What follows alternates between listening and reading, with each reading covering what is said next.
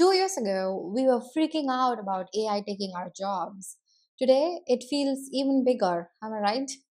AI is poking at the whole digital economy, interfaces, business models, even how countries write their rules. It is Monday, December 8th, 2025. You are listening to the AI radio show with Arthi.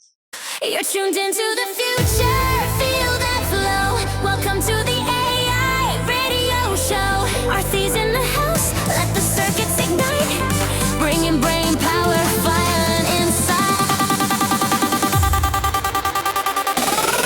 She breaks down trends with a killer spark, turns tech talk bright when it's sounding dark. Fast, fierce, fearless, ready to go. Dropping knowledge bombs on every show. It's Arthi, your AI guide on the mic. Turn it up, lock in, ride the spike. AI radio, let's light up the night. Here's what is on the download today. The EU's big AI law is getting a last minute tweak. Meta is in serious trouble in Europe over how it plays with AI, and Microsoft is finally saying out loud that the power bill for all this AI is catching up with the hype. And later in the show, I want to talk about why calling yourself a small startup is not really a shield anymore in the age of compute giants. But first, let's take a look at the algorithmic weather.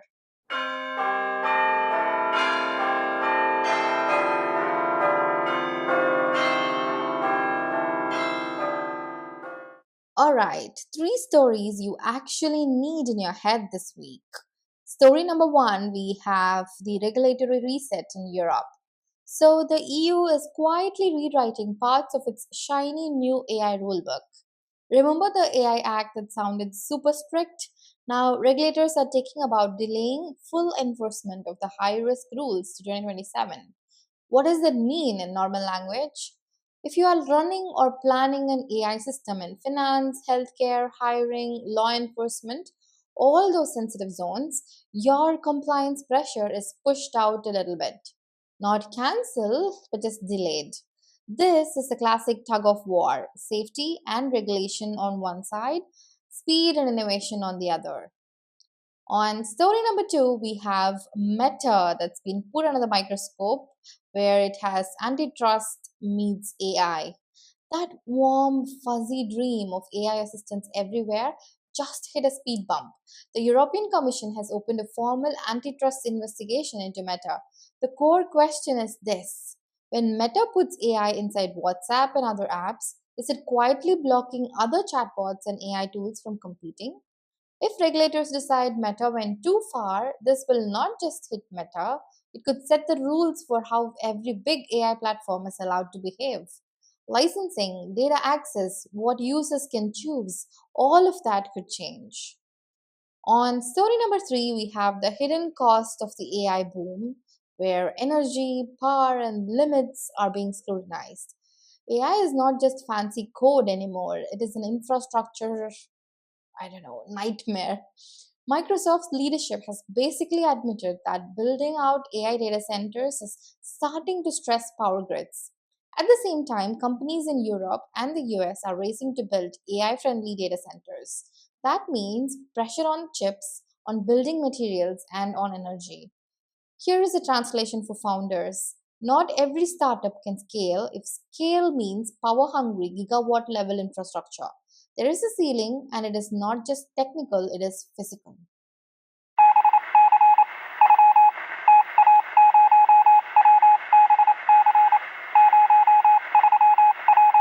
You know what that sound means? It is the number of the day segment. So today's number is 120 million euros. That is the fine the EU just slapped on X, formerly called Twitter, under the Digital Services Act. The reason is messy blue check verification and not being transparent enough about how the platform works. This is not just a big company got fined again moment. It is a signal Europe is done being polite about platform behavior. Data tricks, dark patterns, how AI is used on or like hidden from users, everything is now fair game for regulation. Next up, we are entering to the next segment called the War Room. So, welcome to the War Room. Let us stitch this together. Here is the big idea: the AI future is not really about shiny apps anymore, it is about who controls three things. compute, data, and compliance. That delay in the AI Act rules is not freedom, it is just a pause. A pause that gives the big players a little more time to lock in their position before the rules properly bite them. The meta investigation tells you something else. Just owning the app on your phone is not enough. The real power is in the pipes. Who controls the data flows and who controls access for everyone else? And then there is infrastructure, power, data centers, and chips. All of that means only a small number of companies can really run large language models at a global scale. That is not amazing news if you are an indie dev or a small AI startup. So, if you're building a product right now, please do not obsess only over pretty buttons. Think about scalability, compliance, how portable your data is, and whether your whole thing survives if your main cloud provider changes its pricing or policy.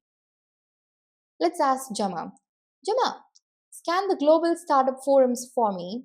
How many teams are actually writing or rewriting their architecture for compliance and efficiency versus just vibes?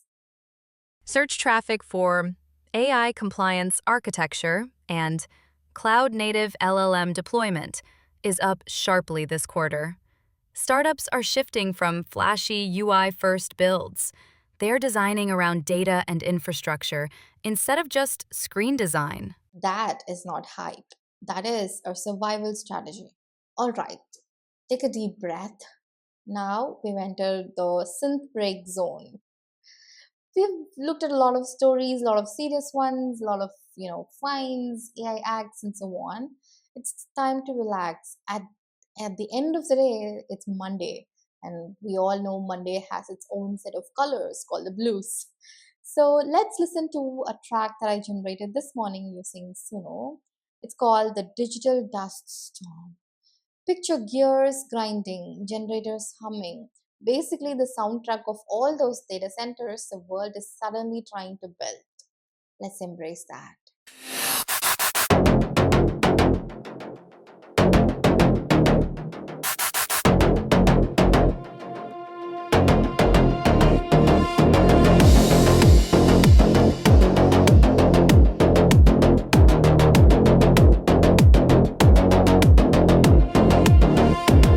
A sea of servers, endless hum, electric veins where silence won't come.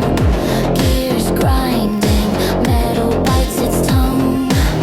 The wires hum songs never sung. Welcome back from the synth break. We have officially entered the next segment called the riff, where we're gonna speak about where compliance doesn't always equals safety. So here's what set me off this morning. I was reading a blog from a mid-sized AI firm in Europe. It had a big, bold claim. We are compliant with the AI Act, so our system is safe. And I just laughed. Not because they are evil, but because that is a gap right now.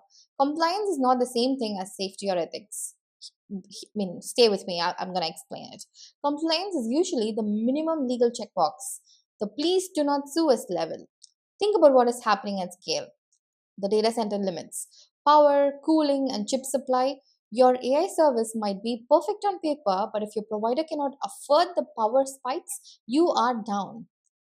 And then we have regulatory loopholes. The deadlines get pushed, enforcement gets softened, companies get extra time and they use it, not always to become more transparent, if you know what I mean. And then we have market concentration. If just two or three companies control the infrastructure and data access, then even systems that are called open start to look like a gated community. So, no, compliant does not automatically mean trustworthy, and compliant definitely does not always mean responsible. If you are building with AI, ask yourself, are you designing only for end users and growth, or are you designing for resilience, transparency, and being able to look regulators and customers in the eye 5 years from now? Just reflect about it for a minute. A lot of serious thoughts right there. Let's enter the next segment of today where I'll give you a productivity or a strategy tip for today. So let us get practical before you run off to your stand up meeting. You might be a founder, a designer, or a coder. You do not have infinite money. You are not competing with hyperscale clouds on raw size. So here is a simple exercise you can do with your AI tool of choice. Start with the current plan. Then ask a question like, imagine this product fails in 2 years, not because of customers, but because of infrastructure and regulation, power costs, rules, data access limits, and chip storages. Tell me exactly how that happens. From that, build your pre-mortem plus compliance stress test. Write it out. 1. What if your data center throttles bandwidth or raises prices overnight? Number 2. What if EU style rules spread to other markets you care about? Number 3. What if chip supply dries up for 6 months? Number 4. What if a regulator asks you to prove where every training sample came from? Once you have those failure modes, feed them back into your roadmap. You are not being negative. You're building like someone who expects the real world to be messy. And that is a good thing. Alright. Today we talked about delayed rules, antitrust storms, data center booms, and the illusion that compliant always means good. So here is your analog moment to take into for the week. And that's right, we have reached that segment called the analog moment.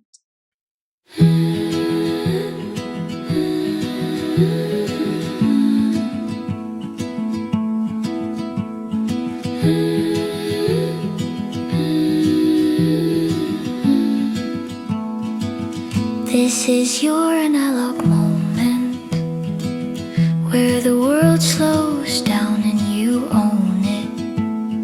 A can wait, the pixels can rest, but your heartbeat, that's the real magic, the best. So drift with me now, let the digital stop. You're human, you're here, and that's the top.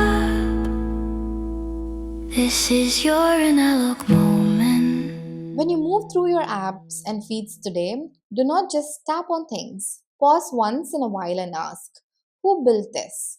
Who powers this? Who actually controls what I can and cannot do here? The moment you stop being a passive user and start being a curious participant, you are not just part of someone else's product, you're starting to design your own future. I am Arthi, and this is the AI Radio Show. Tomorrow is Tuesday, and that means it's Tuesday. We are going to dig into a spicy question. Do AI for startups still make sense in 2026? So, is it time to pick a new identity? I'll see you tomorrow. That's the signal for today. We're powering down slow.